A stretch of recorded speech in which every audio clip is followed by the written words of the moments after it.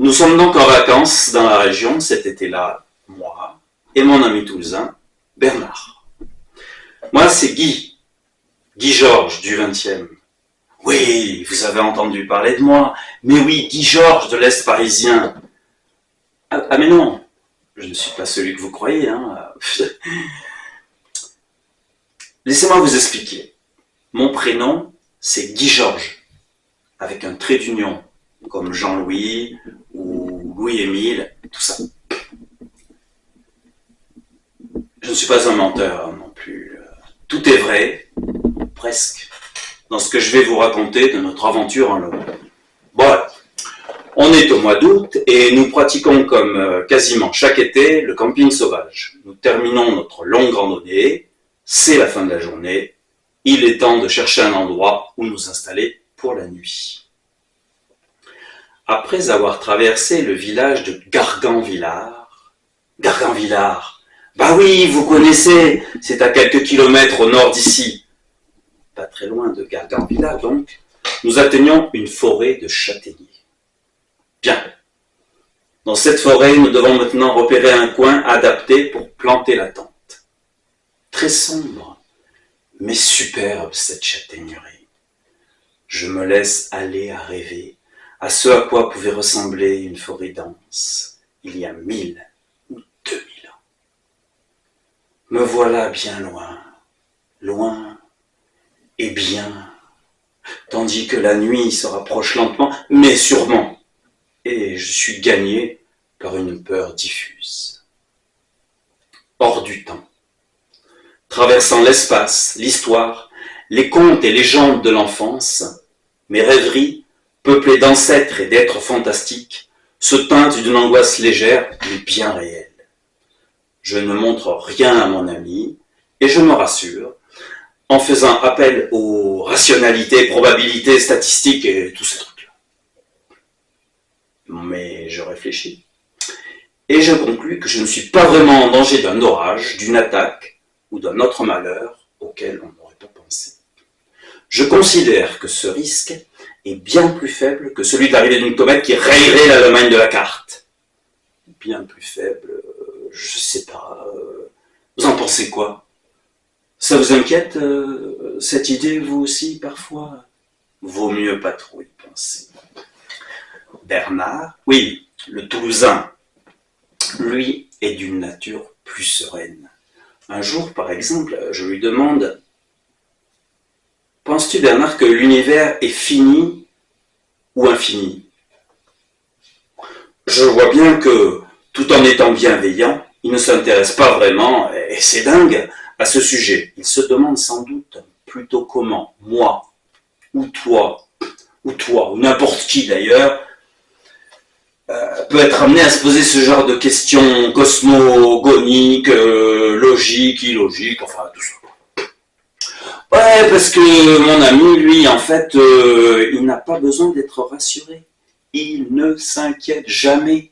Il reste toujours aussi zen. Mais enfin, bon, en attendant, c'est qui, hein, c'est pas Bernard, ben non. Hein.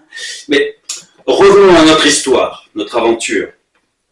Oui, vous savez, Gargan-Villars, nos châtaigniers millénaires.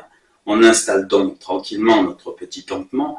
Enfin, tranquillement, Bernard, lui, consciemment ou non, doit bien se douter à ma façon d'être, à ma voix ou à mes silences, à mes regards sur le sol, les troncs d'arbres et surtout les alentours, que je suis tendu, nerveux, inquiet et tout et tout. À présent, c'est la nuit noire. À travers le feuillage, on devine le ciel infini. Infini?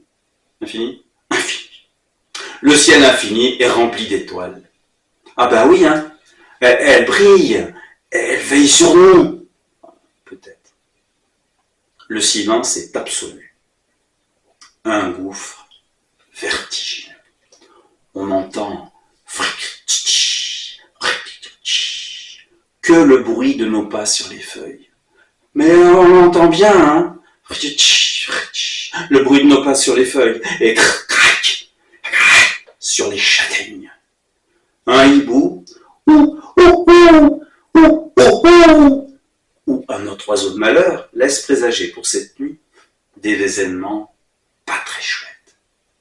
Ben non, c'est pas drôle. C'est pas rassurant. Mais le Bernard, il dit qu'il est fatigué et pas mécontent d'aller enfin se mettre sous la toile, dans le duvet.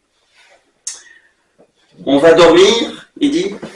Ouais, super, que je réponds. On est peut-être au chaud dans la tente, mais on voit rien de ce qui se passe dehors. Bonne nuit. Quoi, bonne nuit? Moi, j'aurais bien aimé discuter un peu pour penser à autre chose, mais comment il fait, lui, pour s'endormir aussi rapidement? C'est trop injuste. Bien plus tard, épuisé, moi aussi je... Mais soudain, pof, pof, pof, nous sommes réveillés en pleine nuit. Pof, pof, des bruits d'impact sur la toile de tente, puis... Oh là là. Ah ben voilà, j'en étais sûr. Des bruits de pas qui se rapprochent. Nous commençons à nous interroger, nous inquiéter, oui, surtout moi. Et pointons vite le bout du nez par l'ouverture de la tente. Zip, armé de la lampe torche. Et là, immédiatement, les bruits cessent. C'est louche. Nous constatons que le sol autour de la tente est maintenant jonché de châtaignes. Nous constatons.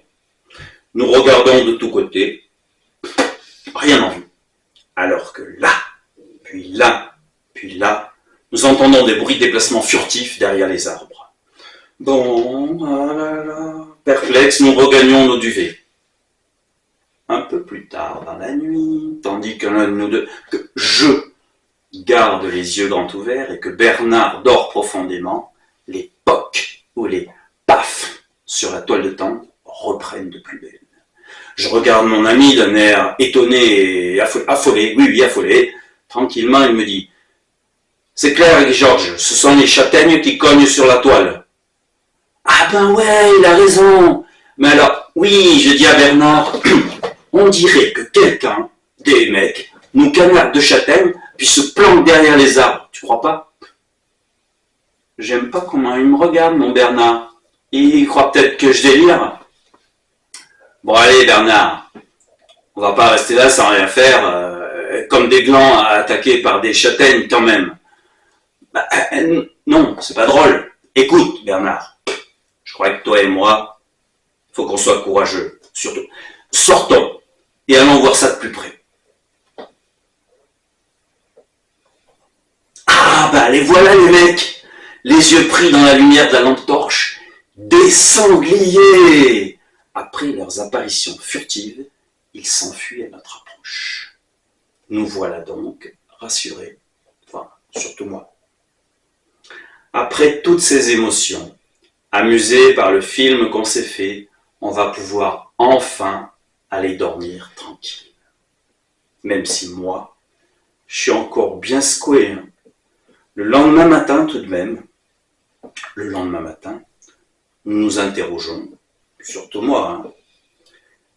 Non mais, la tente, bombardée par des châtaignes. Vous imaginez, vous, les sangliers nous balançant des châtaignes avec avec leurs pattes? Vous allez comprendre pourquoi. Si ça vous arrive, vous n'avez aucune raison d'avoir peur. C'est moi qui vous le dis.